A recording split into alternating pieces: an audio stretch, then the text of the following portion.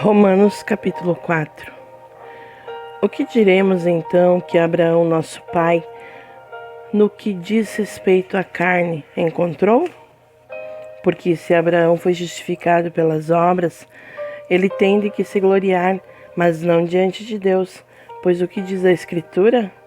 Abraão creu em Deus, e isso lhe foi imputado como justiça. Ora, aquele que trabalha não lhe é imputado o salário segundo a graça, mas segundo a dívida. Mas aquele que não trabalha, mas crê naquele que justifica o ímpio, a sua fé é imputada como justiça. Assim também Davi declara a bem-aventurança do homem a quem Deus atribui justiça sem as obras, dizendo: abençoados são aqueles cujas iniquidades são perdoadas e cujos pecados são cobertos. Abençoado é o homem a quem o Senhor não imputa o pecado. Vem então esta bem-aventurança só para a circuncisão, ou também sobre a incircuncisão? Pois diremos que a fé foi imputada a Abraão como justiça. Como lhe foi imputada então, quando ele estava na circuncisão ou na incircuncisão? Não na circuncisão, mas na incircuncisão. E ele recebeu o sinal da circuncisão, um selo da justiça da fé, quando ainda estava na incircuncisão, para que ele pudesse ser o pai de todos os que creem, embora eles não sejam circuncidados, para que a justiça lhe seja atribuída também, e fosse o pai da circuncisão daqueles que não somente são da circuncisão, mas também para os que andam nos passos daquela fé do nosso pai Abraão, que tivera ainda na incircuncisão. Porque a promessa de que havia de ser herdeiro do mundo não foi feita pela lei de Abraão ou à sua semente, mas pela justiça da fé. Porque se os que são da lei são herdeiros, logo a fé é vã e anulada a promessa. Porque a lei opera a ira, pois onde não há lei, não há transgressão. Portanto, é pela fé, para que seja por graça, a fim de que a promessa seja assegurada a toda a semente, não só a que é da lei, mas também a que é da fé de Abraão, que é o pai de todos nós. Como está escrito: eu tenho feito de ti um pai de muitas nações, diante de Deus, em quem creu, que vivifica os mortos e chama as coisas que não são como se elas fossem. O qual, contra a esperança, creu em esperança, para que pudesse se tornar o pai de muitas nações, conforme o que lhe fora dito: assim será a tua semente. E não enfraquecendo na fé, ele não considerou seu próprio corpo praticamente morto, quando tinha já quase 100 anos, nem ainda a morte do ventre de Sara. E não vacilou da promessa de Deus por incredulidade, mas foi forte na fé, dando glória a Deus, e estando plenamente convencido de que o que ele tinha prometido também era capaz de cumprir. E assim isso lhe foi imputado como justiça. Ora, foi escrito, não somente por causa dele, que isso lhe foi imputado, mas também por nós, a quem será atribuída aos que creem naquele que ressuscitou a nosso Senhor Jesus Cristo dentre os mortos, o qual foi entregue por nossas ofensas e foi ressuscitado para nossa justificação. Capítulo 5. Portanto, sendo justificados pela fé, temos paz com Deus, por nosso Senhor Jesus Cristo, pelo qual também temos acesso pela fé a esta graça, na qual estamos firmes e nos regozijamos na esperança da glória de Deus. E não somente isso, mas também nos gloriamos nas tribulações, sabendo que a tribulação produz a paciência, e a paciência a experiência, e a experiência a esperança. E a esperança não nos envergonha, porque o amor de Deus está derramado em nossos corações pelo Espírito Santo que é dado a nós. porque estamos nós ainda sem força. Cristo, a seu tempo, morreu pelos ímpios, pois dificilmente também morrerá por um homem justo. Talvez alguém ouse morrer pelo homem bom, mas Deus demonstra o seu amor para conosco, em que, sendo nós ainda pecadores, Cristo morreu por nós. Portanto, muito mais agora, tendo sido justificados pelo seu sangue, nós seremos salvos da ira por ele. Porque se nós, sendo inimigos, fomos reconciliados com Deus pela morte de seu Filho, muito mais, tendo sido reconciliados, seremos salvos pela sua vida. E não somente isto, mas também nos regozijamos em Deus por nosso Senhor Jesus Cristo, pelo qual agora recebemos a reconciliação. Portanto, como por um homem o pecado entrou no mundo, e pelo pecado a morte, assim também a morte passou a todos os homens, porque todos pecaram.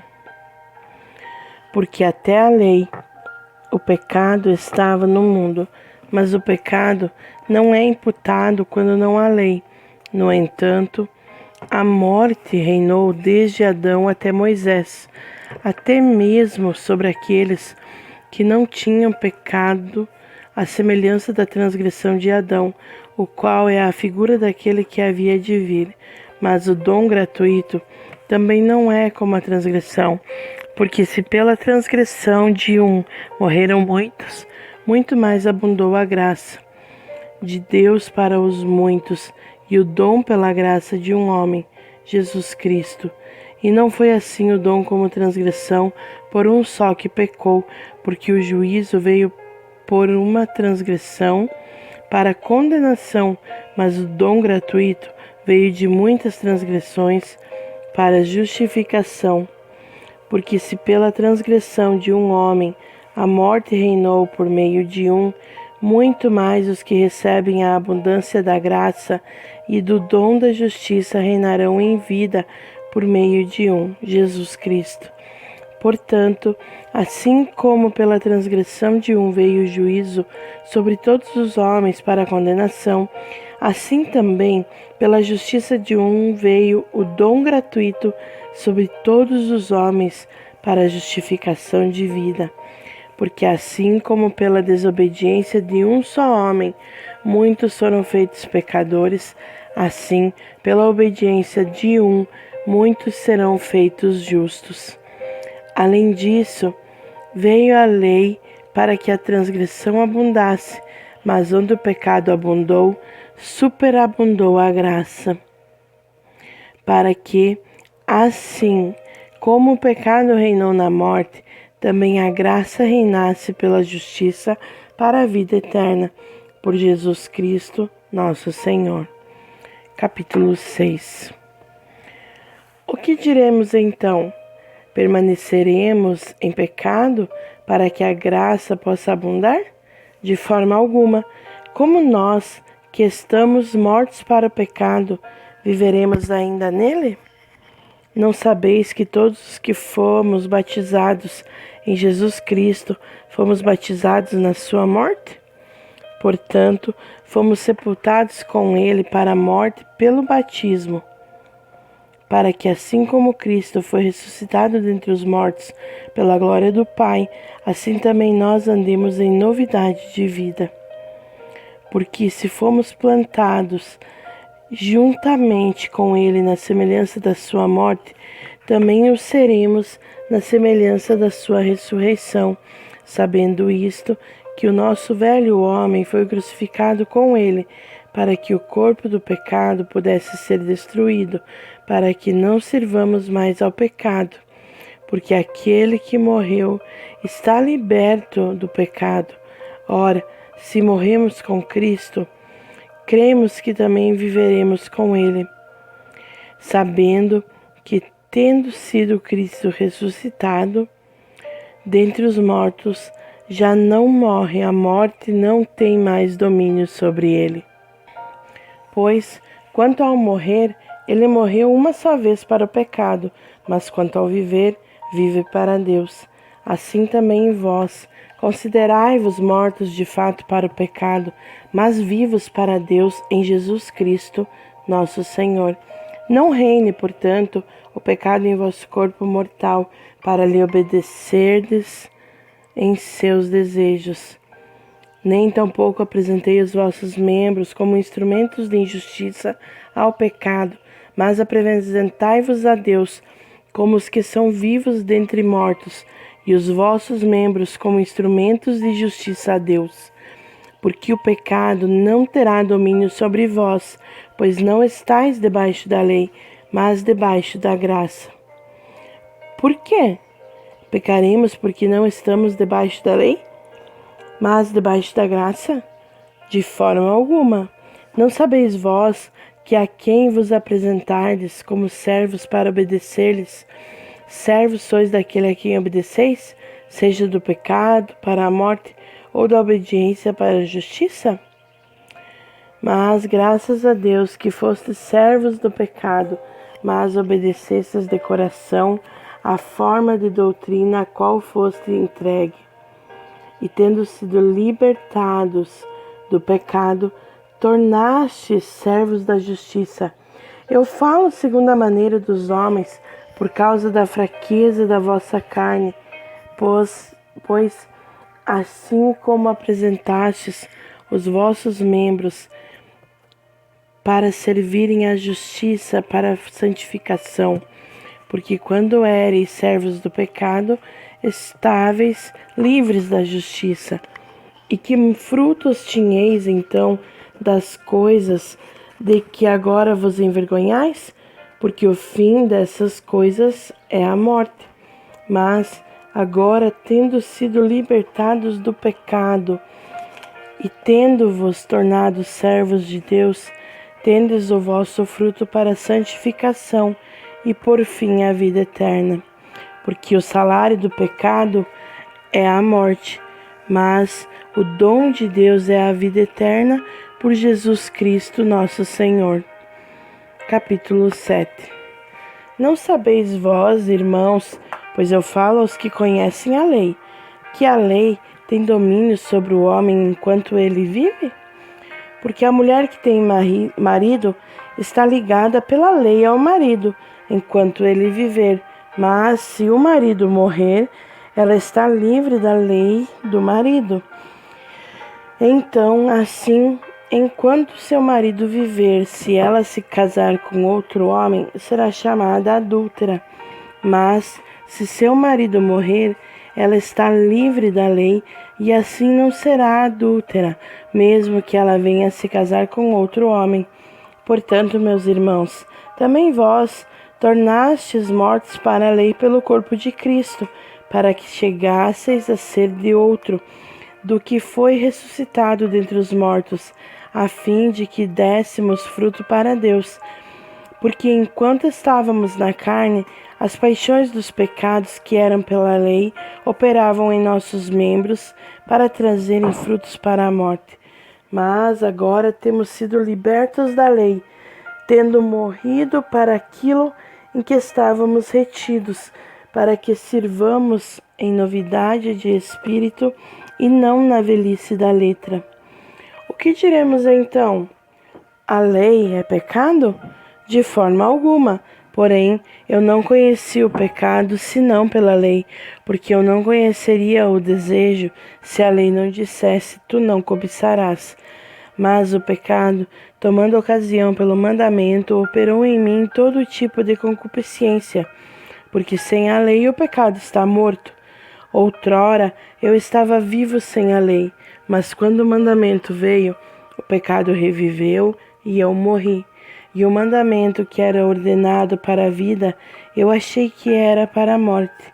Porque o pecado, tomando ocasião pelo mandamento, me enganou e por ele me matou. Portanto, a lei é santa e o mandamento santo, justo e bom. Então, o que me é bom tornou-se em morte? De forma alguma. Mas o pecado, para que se mostrasse pecado, operou a morte em mim pelo que é bom, a fim de que pelo mandamento o pecado se tornasse excessivamente pecaminoso. Porque nós sabemos que a lei é espiritual, mas eu sou carnal, vendido sob o pecado.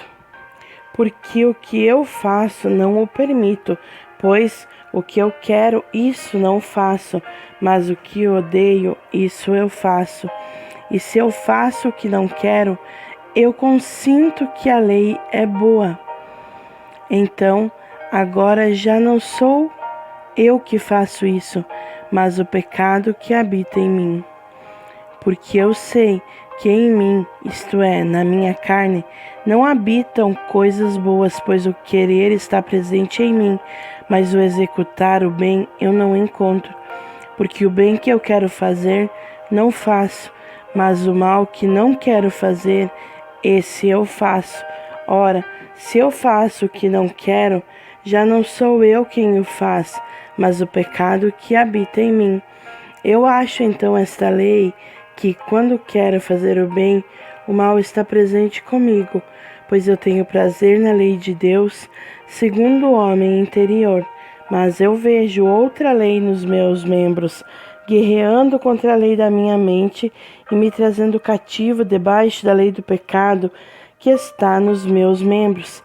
Ó miserável homem que eu sou, quem me livrará do corpo desta morte? Eu agradeço a Deus por meio de Jesus Cristo, nosso Senhor. Assim, pois, com a mente eu sirvo mesmo a lei de Deus, mas com a carne, a lei do pecado.